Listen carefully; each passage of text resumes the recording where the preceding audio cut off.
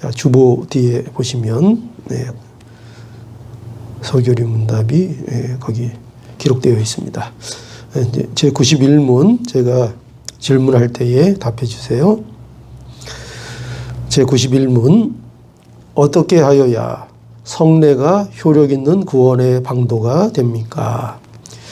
성례가 효력 있는 구원의 방도가 되는 것은 성례 자체나 성례를 행하는 자에게 어떤 덕이 있어서가 아니요 다만 그리스도의 복주심과 성례를 믿음으로 받는 자들 속에서 그리스도의 영이 일하심으로 되는 것입니다. 예, 좋습니다. 이제 91문에서는 이제 성례에 관하여 질문하고 또 우리에게 답을 주고 있습니다. 우리는 지금까지 하나님이 주신 은혜의 방편들에 대해서 우리가 살펴보았습니다. 은혜의 방편 몇 가지죠? 특별히 몇 가지 있었습니까? 세 가지, 그죠? 세 가지. 기억하기 좋게 세 가지. 간단하게 하나님께서 우리에게 은혜로 구원을 허락해 주시고 그 구속의 은혜를 이제 우리의 삶 속에 누리게 하시기 위하여, 그렇죠? 우리에게 주신 구원의 방편이 있다고 했습니다. 그 외적인 방편 세 가지 무엇입니까? 뭐였죠? 먼저 뭐였죠? 말씀, 그죠? 말씀을 주셨다 했고, 그리고 성례, 그리고 기도. 자, 잃어버리지 않도록 우리가 힘을 씁시다. 말씀, 성례, 기도. 자, 다시 한번요. 말씀, 성례, 기도. 이것을 하나님이 우리에게 왜 주셨다고요? 구속의 은혜를 우리에게 누리도록 하는 방편으로 이것을 주셨다 했습니다. 그 우리가 구속의 은혜를 누리고 싶지 않은 사람이 있겠어요? 성도인데, 그죠? 구속의 은혜를 누리고 싶습니까? 안 누리고 싶습니까? 그 은혜 속에서 살기를 원하죠?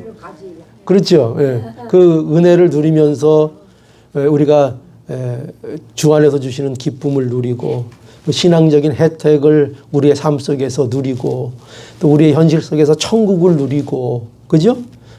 그렇게 우리가 사는 것이 성도에게 있어서 마땅한 것인데, 그런데 그것이 어떻게 우리에게 누려지느냐 할 때 하나님께서 그것들을 누리도록 하시기 위해서 우리에게 주신 방편들이 있다 그랬죠.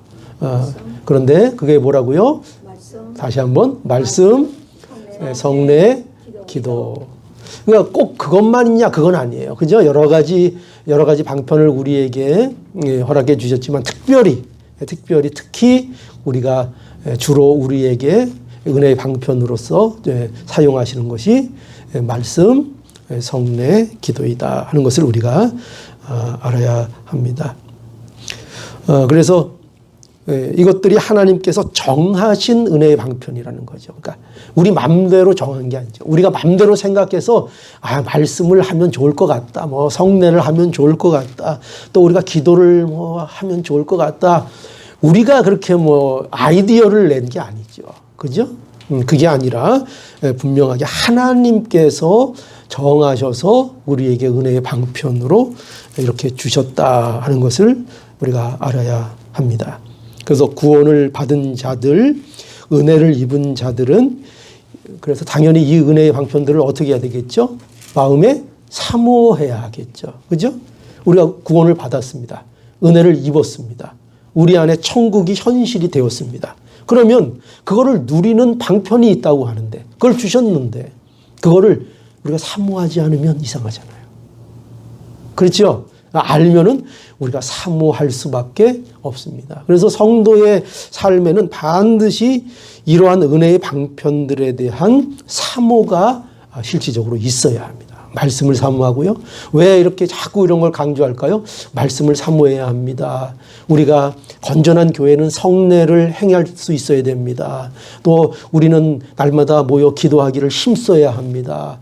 쉬지 말고 기도하십시오. 왜 자꾸 이런 것들을 우리가 강조해야 합니까? 그것이 우리의 은혜의 방편들이기 때문입니다. 그러니까 우리가 이런 것들에 대해서 사모하고 부지런히 은혜의 방편들을 우리의 삶 속에서 부지런히 행하는 성도들이 될 때에 우리에게 주신 이 천국의 현실을 우리가 누리면서 또 이 세상을 살아갈 수 있는 거죠.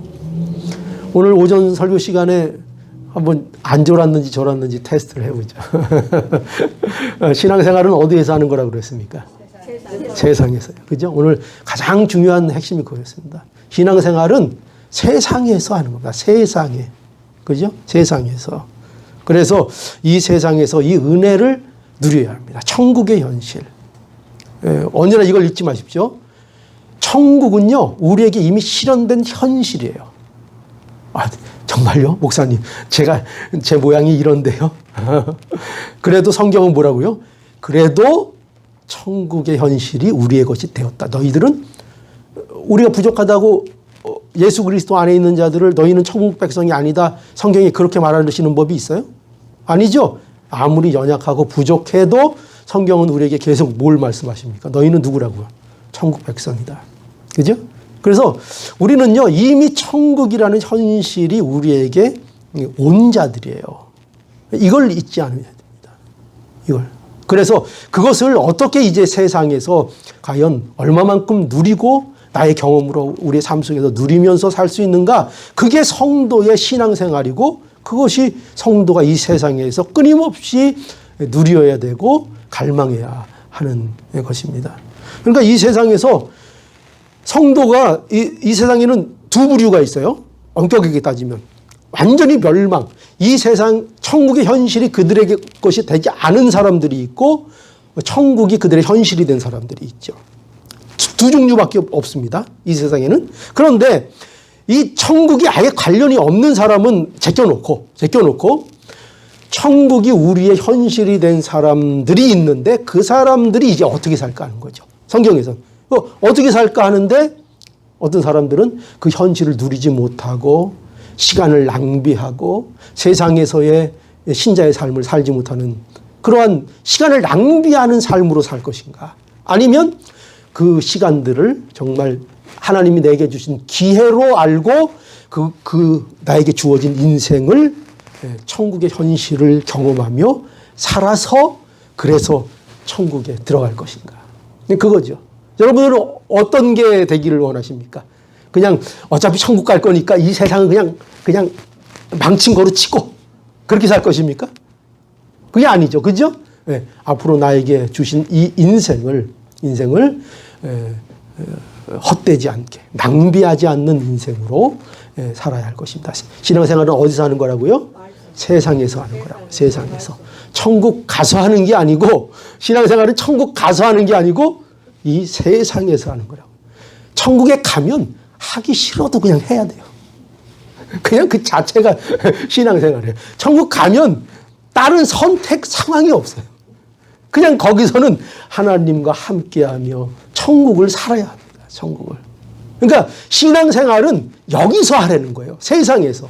하나님이 주신 현실에서 신앙생활을 하라는 것입니다. 그러니까 여러분 우리 각자마다 인생 속에 시간이 얼마 남았는지는 아무도 몰라요. 그렇죠? 제가 늘 주장하지만 제가 더 오래 있는다는 보장이 없어요. 제가. 김총자 집사님입니다. 하나님이 오라면 가는 그렇죠. 하나님이 오라시면은 저는 뭐 언제든지 갈 거고. 그죠? 네, 누구나. 그러니까 뭐 오는 데는 순서, 예전에 서로 그런 말씀도 많이. 오는 데는 순서가 있어도 가는 데는 순서 없다. 그렇잖아요. 그러니까 우리는 얼마의 시간이 있는지 모르지만 그 시간 동안 내게 주어진 시간을 허비하지 않고 낭비하지 않고 하나님의 사람으로서 이 세상을 인생을 살아내야 하는 것입니다. 그게 우리의 삶에 주어진 길입니다. 그렇죠?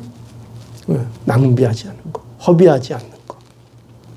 그래서 세월을 아끼라, 우리 에베소서에 있는 세월을 아끼라 할 때 세월을 아끼라 하는 것은요, 기회를 사라 그런 뜻이에요. 기회를. 너희에게 주어진 기회를 내가 사내라. 너희 것으로 만들어라. 그게 세월을 아끼라는 얘기예요. 그러니까 하나님께서 우리에게 각자에게 기회를 주셨습니까? 안 주셨습니까? 세월을 주셨습니까? 안 주셨습니까? 인생을 주셨습니까? 안 주셨습니까? 주셨죠. 아직도 인생을 살고 있잖아요. 그러니 이 인생에 남은 시간을 허비하지 마세요. 그렇죠? 예. 얼마 남았는지 모르지만 허비하지 마세요. 예. 어떻게 하냐고요? 예수 잘 믿으라고요. 신앙으로 사시라고요. 신앙으로 사는 것만 남는 거예요. 예. 뭐 이 세상에서 명예 얻고 성공 얻고 돈 얻고 무슨 지식 얻고, 물론 그렇게 열심히 살아요. 내게 주어진 열심히 살아야 합니다. 그러나 우리는 그 모든 것들을 그리스도인으로서 살아내는 것입니다. 여러분, 그리스도인으로서 살지 않으면요, 제가 말씀드렸잖아요. 아무리 열심히 살아도 결과는 뭐라고요? 허무예요. 선하게 살아도 허무. 모든 것이 돌고 돌아 계속 허무로만 빠져요. 이 세상의 모든 사람의 결말은 허무입니다. 이 세상에 제정신 가지고 사는 사람 중에 허무로 안 빠지면 그게 잘못된 거예요. 결국은 허무예요. 아무리 열심히 살아도, 아무리 활기차게 살고, 아무리 재밌게 살아도 결국은 허무예요. 그렇게 돼 있어요. 인생은, 왜냐면 인생은 그렇게 갈 수밖에 없어요. 인간은 죄로 인하여 타락하여 결국은 허무로 빠질 수밖에 없어요. 아무리 잘 살아도. 그것을 벗어날 수 있는 길은, 그 굴레를 깰 수 있는 길은 오직 예수 그리스도 안에 밖에는 없어요. 그리스도로 사는 길 밖에는. 그럼 우리가 그런 사람이 된 거예요.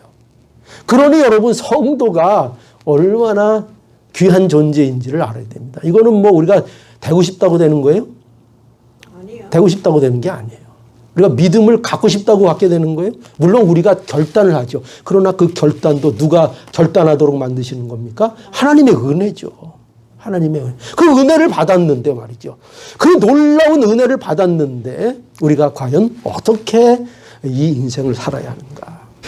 자, 그래서 이 은혜의 혜택들을 우리가 누려야 하는데, 그래서 이 질문은 성례가 구원의 은혜를 누리는 일에 효력이 있다는 것을 이제 전제해서 하는 질문이죠. 그렇죠? 보니까 성례가 효력 있는 구원의 방도가 된다는 것은 무엇을 의미합니까?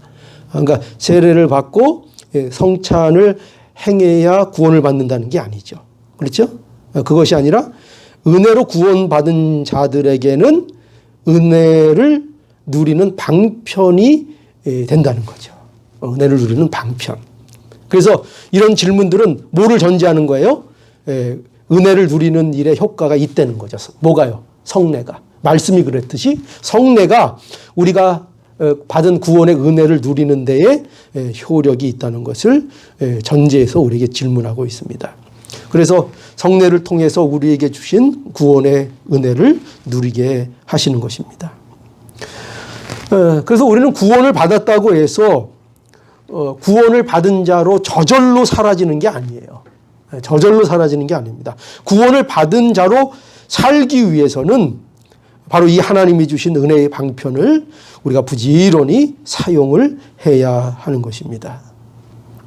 그렇죠? 그러니까 이걸 잘 알아야 돼요. 우리의 구원은 어떤 구원이 아니에요. 단지 거듭남으로 끝나는 구원이 아니에요. 이걸 잘 알아야 됩니다. 우리의 구원에 대해서. 우리의 구원은 그저 단지 거듭나는 것으로 끝나는 구원이 아니고 성도의 구원은 전인격적인 구원이라는 것을 알아야 합니다. 그래서 삶 속에서 어떤 일들이 벌어져야 되는가? 구원받은 자들은요, 관계적인 구원, 정서적인 구원, 실제 삶의 현장에서의 구원의 일들이 경험되어지고 그런 삶이 있어야 하는 거예요. 그러니까 관계가 변해야 되고, 그죠? 실제적으로. 관계가 변해야 돼요. 우리가 사람을 대할 때에도 그리스도 안에서의 관계로 변해야 되는 거예요. 예전에는 그저 인간 대 인간의 관계였다면 이제는 우리 안에는 누가 계신 거예요? 예수 그리스도. 우리는 예수 그리스도와 연합된 존재 아니에요. 그러니까 우리의 관계가 예전과 같은 관계가 되면 안 되죠. 그 관계의 변화가 일어나요. 그래서 신앙의 좋음, 성령 충만의 혜택이 어디에서부터 일어나야 된다 그랬어요? 우리 에베소서에 봤잖아요. 말씀인데 어디 가장 가까운 데서부터. 그죠? 그래서 너희가 성령 충만하라. 지혜롭게 살라. 성령 충만하라. 그리고 그 뒤에 계속 나오는 게 뭐라 그랬어요? 피차 서로 복종해라. 아내는 남편에게, 남편은 아내에게, 부모는 자녀에게, 자녀는 부모에게. 그죠? 상전은 종에게, 종은 상전에게. 뭐 하라고요? 서로 피차 복종하고 서로 섬기고. 그죠? 관계죠, 관계. 그러니까 관계가 변하는 거예요. 우리가 성령 충만한 가장 중요한 증거가 뭔지 아세요? 관계가 변하는 거예요. 성령 충만하다고 하는데 관계에는 변화가 없어요. 예전하고 똑같아요. 그것은 성령 충만의 모습이라고 말할 수 없어요. 반드시 그 사람이 성령 충만하면 그 성령 충만의 혜택이 가장 누구에게 먼저 그게 나타나야 돼요? 자기 아내, 자기 남편, 자기 자식, 그리고 자기 직장, 자기가 늘 생활하는 곳, 그곳에서부터 그 사람들이 혜택을 누려야 돼요. 뭔가 다른 인격적인 관계 속에서 어떤 정서적인 이런 모든 면에 있어서 그 사람들이 실제적인 혜택을 누리는 일들이 벌어져야 돼요. 똑같으면, 그죠? 똑같으면 그것은 성령 충만이 아니죠. 관계적인 변화가 일어나야 한다는 겁니다. 그래서 우리 성도들의 왜 그런가 하면 성도의 구원은 단지 거듭났다. 영원히 중생했다. 의인이 되었다. 신분적으로. 그것으로 끝나는 게 아니에요. 진정으로 구원을 받은 사람들은 그 구원은 반드시 거룩을 향하여 나가는 구원이 되게 돼 있어요. 이스라엘 백성들이 홍해를 건너서 뭐 했어요? 홍해를 건넜더니 우리 이제 애굽에서 나왔다. 그러면서 홍해 옆에 다 텐트 치고 살았어요? 아니죠. 그 다음에 또 어디 갔어요? 광야로 나갔잖아요. 그래서 가나안 땅을 향해 나갔잖아요. 계속 나가는 겁니다. 그러니까 뭐를 위해서 애굽에서 하나님께서 그들을 건지신 거예요? 가나안에 들어가게 하려. 그 광야를 지나 가나안에 들어가게 하려. 그 목적지를 향해서 그들을 구해낸 것이지 그들을 단순히 너희 구원해 냈으니 이제 끝났다가 아니잖아요. 그러니까 구원이 그런 거예요. 우리의 구원은 자 내가 너희를 구원했다. 끝났다. 이제 내가 이렇게 구원해 주었으니 앞으로 알아서 살아라.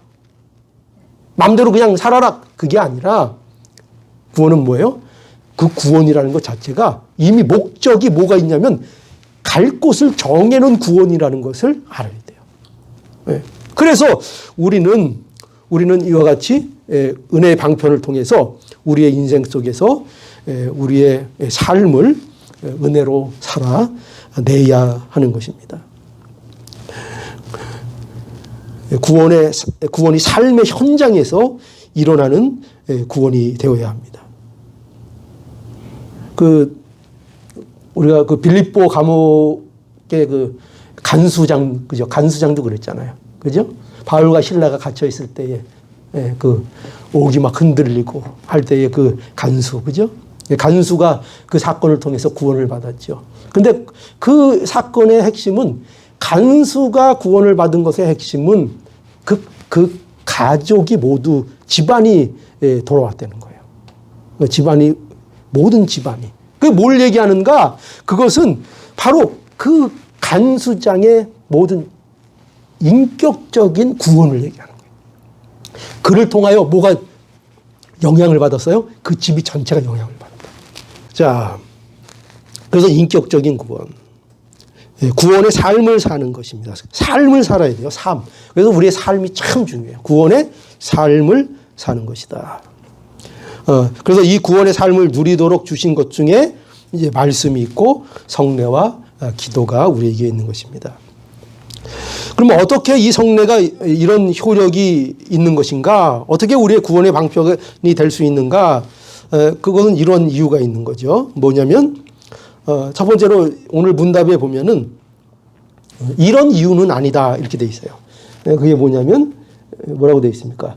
성례 자체나 성례를 행하는 자에게 어떤 덕이 있어서는 아니다 이렇게 말씀하고 있죠. 아니다. 그러니까 이 말은 이 말씀은 왜 가르쳐 줄까요? 왜 가르쳐 주시는 건가 하면은 오해하니까 자꾸. 뭘 오해해요? 성례가 중요하다. 성례를 행해야 된다 하니까 어떤 오해를 가질 수 있어요? 성례 자체나 또는 성례를 행하는 자에게 어떤 덕이 있어서 성례가 마치 우리에게 효력이 있는 것처럼 우리가 오해하고 착각할 수 있다는 거죠. 그래서 먼저 그거 아니다 이렇게 가르쳐 주고 있죠. 그러니까 성례의 의식의 효력이 있는 게 아니라는 거예요. 그 의식 때문에 효력이 있는 것이 아니고 성례의 행위, 그 형식 그런 것에 어떤 특별한 능력이 있는 것이 아니라는 거죠. 그러니까 우리가 어떤 예를 들면 좀 이해가 쉬울까요? 예를 들어서 뭐 주기도문 이러면 우리 주기도문을 우리가 많이 암송하잖아요. 우리가 주기도문을 암송하면서 오해하지 말아야 될 게 뭐 있습니까? 그걸 마치 무슨 특별한 신비한 힘이 있는 무슨 마법의 주문처럼 그렇게 생각하면 안 된다는 거죠. 그죠? 그래서 주기도문 1000번만 해봐. 소원이 이루어져. 뭐 그렇게 얘기한다든가. 아이고 기도하는데 저 바위에 올라가봐. 마치 그 바위 어떤 특정한 장소가 특정한 어떤 신비한 힘이 있는 것처럼 그렇게 말하는 것. 이런 것들. 이런 건 다 성경적이지 않은 거예요. 그러니까 여기도 보세요. 그런 오해가 있다는 거예요. 그런 오해가 있을 수 있다는 거예요. 성례를 행하는 것 자체, 그러니까 성례의 의식 자체에 무슨 특별한 힘이 있어서 무조건 내 믿음의 상태, 나의 상태, 하나님과의 관계 이런 거 아무런 상관없이 무조건 성례에만 참여하고 성례에 참여하기만 하면 그것 때문에 뭐 복을 받고 그것 때문에 잘 되고 이렇게 착각하지 말라는 거예요. 착각하지 말라는 거예요. 우리는 쉽게 또 얘기하면 예배 같은 것도 그렇죠. 예배 드리는 것도. 물론 무조건 우리가 예배에 참여하는 거 가장 중요한 일이죠. 그러나 예배에 자꾸 참여하다 보면 우리가 예배가 어떻게 되기 쉬워요? 형식이 되기 쉽죠. 그죠? 그래서 마치 어떤 생각, 그죠? 예배에 내가 참여만 하면 그게 마치 나를 거룩하게 만드는 것처럼 이렇게 착각할 수가 있다는 거예요. 그죠? 사실은 그 예배를 통하여 진짜 본질을 만나야 되는 건데 무조건 거기에 참여만 하면 어떤 형식만 취하면 저절로 되는 것처럼 그게 주문 아니에요. 그게 주문. 주문의 특징이 뭐예요? 이방 주문들의 마법사들의 주문의 특징이 뭐죠? 주문의 특징은 그 주문의 뜻을 알 필요가 없어요. 그냥 뭐 하면 되는 거예요? 외우면 되는 거예요. 외우면. 그 뜻이 뭔지는 아무 상관없어요. 그냥 외우면 된다고 생각하는 거예요. 그 주문이죠. 그 말씀을 누가 했는지 어떤 뜻인지 누구의 말씀인지 아무것도 상관없죠. 그러니까 그렇게 되면 마귀가 시키는 것도 그냥 하면 되는 거예요. 왜냐하면 목적이 뭐예요? 그게 무슨 말인지 어디서 나왔는지는 상관없고 목적이 뭐죠? 주문을 외우는 목적. 얻어내는 거죠. 뭔가 소원을 얻기 위한 것이죠. 그러니까 목적이 얻기 위한 거죠. 무슨 인격적인 관계가 중요한 게 아니에요. 그걸 전제하는 게 아니에요. 그죠? 그래서 이방 신들, 뭐 그리스 신화, 뭐 제우스, 무슨 아폴로, 뭐 이런 그런 신들 나오잖아요. 그런 신들의 특징이 뭔지 아세요? 그런 신들은요 능력은 있는데 뭐가 없어요? 보면요 성격들이 다 개차반이에요. 그죠? 능력은 막 인간들을 막 짓밟고 막 지구를 흔들고 막 별의별 막 엄청난 능력들을 발휘하는데 하는 짓들을 보면요 이게 뭐 인간이나 뭐 그놈이나 그놈이 똑같아요. 무슨 신이 그 모양이에요. 그러니까 인간들은요 그런 신을 좋아해요. 무슨 인격적인 관계, 뭐 그분이 어떤 분인가 그게 중요한 게 아니라 인간은 뭐가 좋아요?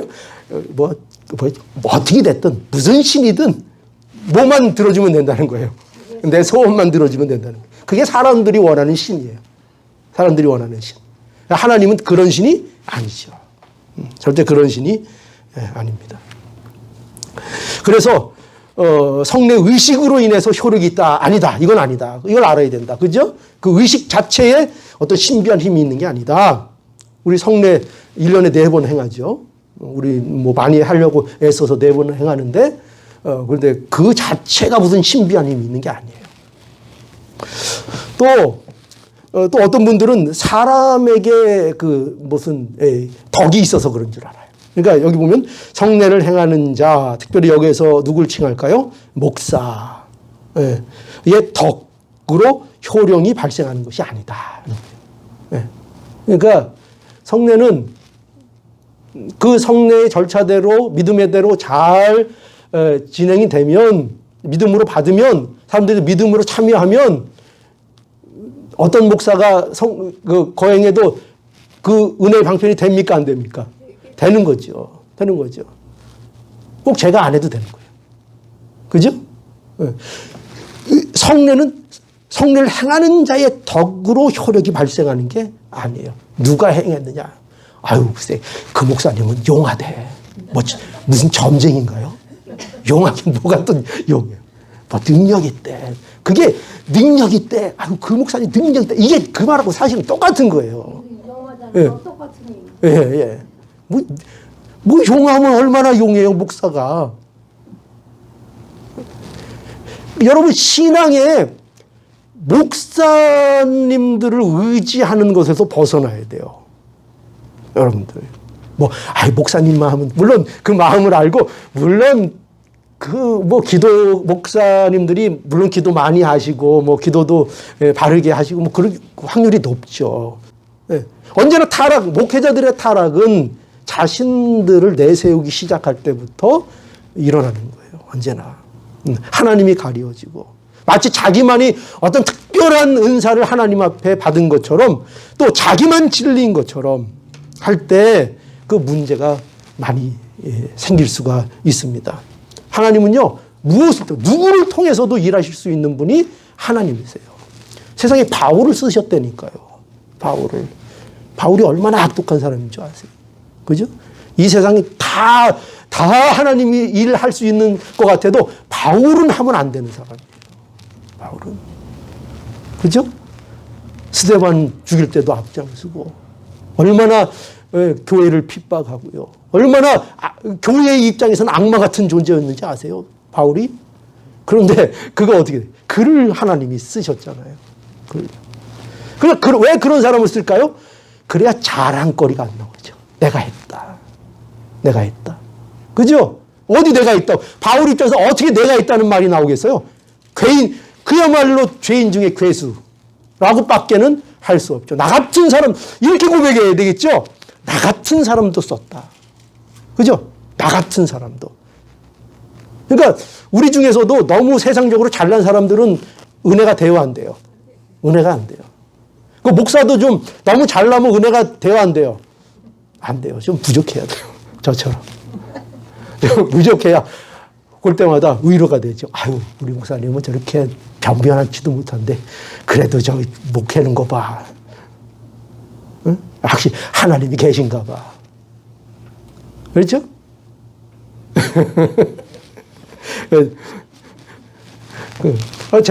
제가 좀 부족해서 남들에게 은혜가 되고 위로가 되면 얼마나 좋겠어요.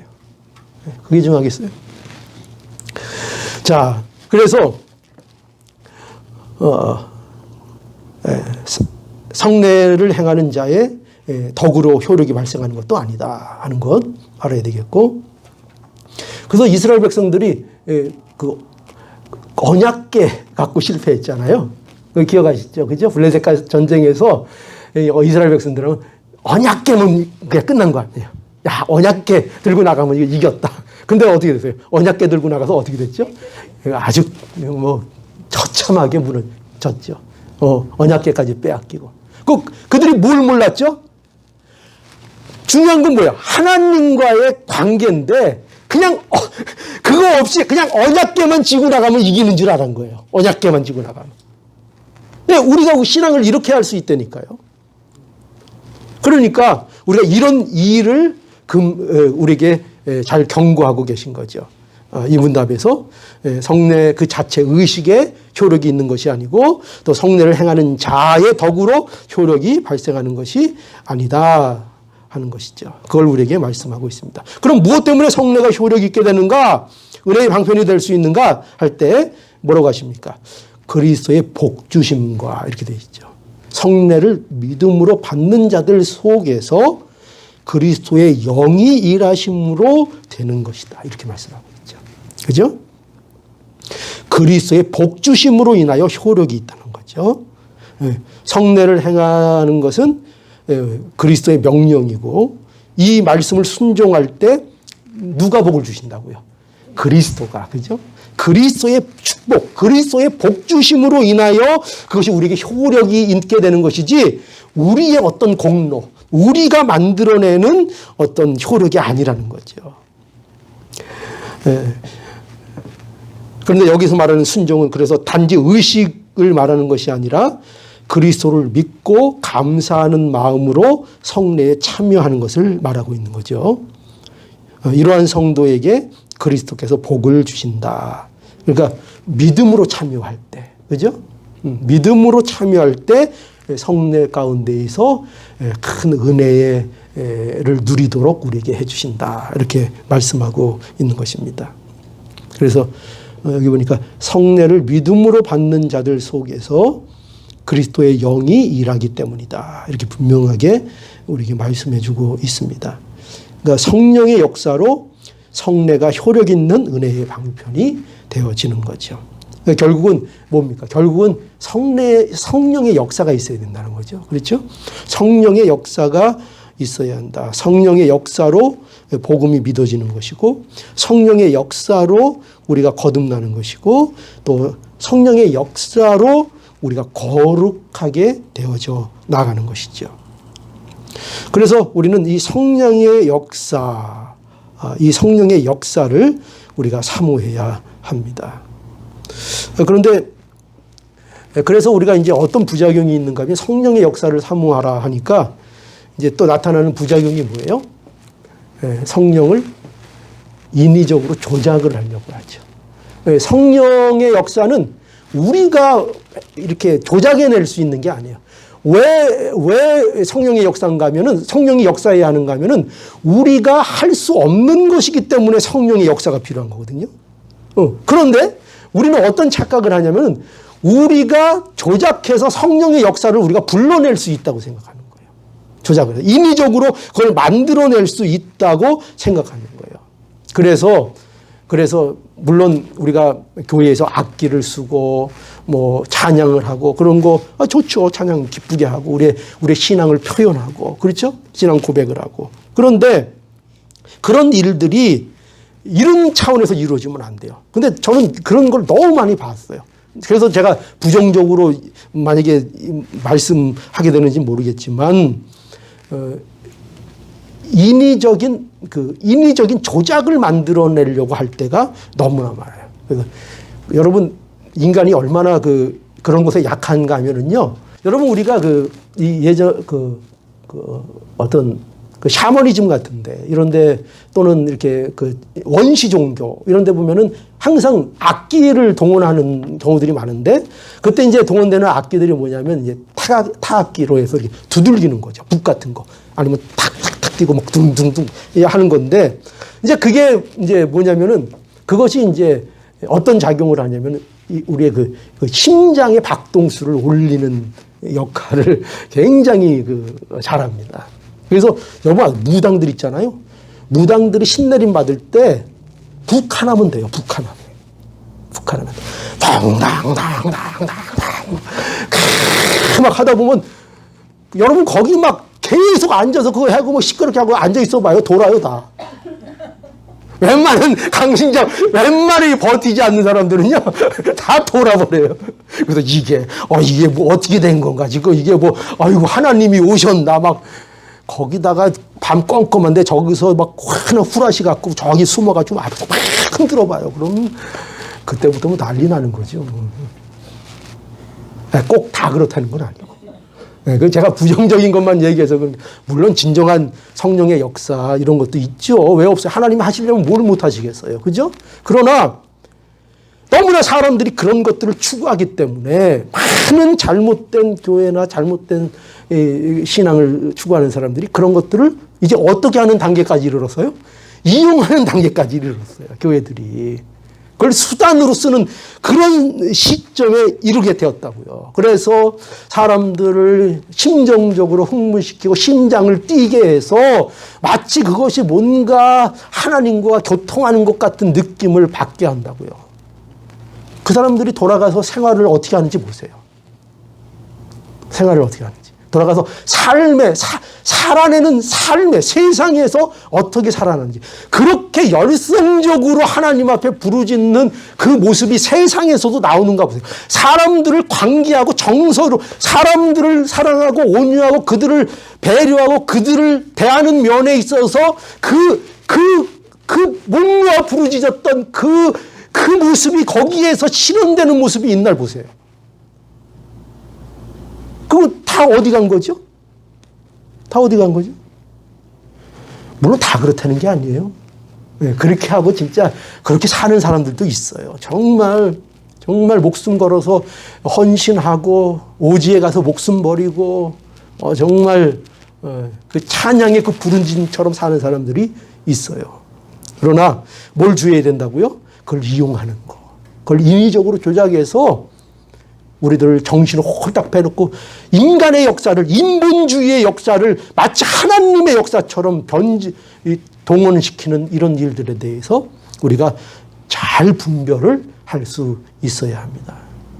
너무나 가슴에 사이다 튀는 거 너무 좋아하지 마세요. 거기 갔더니 막 그냥 가슴에서 사이다가 튀어 막 이런 거 있잖아요. 하여튼 너무 하다 보면 또 심하게 얘기할 줄 몰라서 줄이겠습니다. 예. 우리는 그래서 성례에 참여할 때에 그 의식이 인간의 의를 의식이나 어떤 의식, 그렇죠? 의식 절차, 형식, 행위, 인간의 의 이런 것들을 의지하지 말고 뭘 의지해야 돼요? 그리스도의 복주심. 그리고 믿음으로 성례에 참여해야 합니다. 그래서 성례를 통해서 하나님이 주시는 구원의 은혜를 이제 얻게 되는 것입니다. 그러면 이 성례가 주는 은혜가 많은 거예요. 성례를 받을 때에 어떤 일들이 일어나는 줄 아세요? 효력이 있다고 했으니까. 성례를 믿음으로 잘 받게 되면 우리가 주 안에서 하나됨을 우리가 정말 나의 사건으로 받아들이게 되고 그리고 우리의 인생을 담대하게 믿음으로 살 수 있는 위로와 담대함을 하나님께서 허락해 주세요. 이것이 바로 성례를 통해서 우리에게 주시는 믿음의 유익인 줄 아시고 우리가 성례에 참여하실 때 믿음으로 그리스도의 복주심을 믿고 믿음으로 성례에 참여할 수 있는 우리 모든 성도들이 될 수 있기를 간절히 바랍니다. 예. 다 함께 찬송하시겠습니다. 427장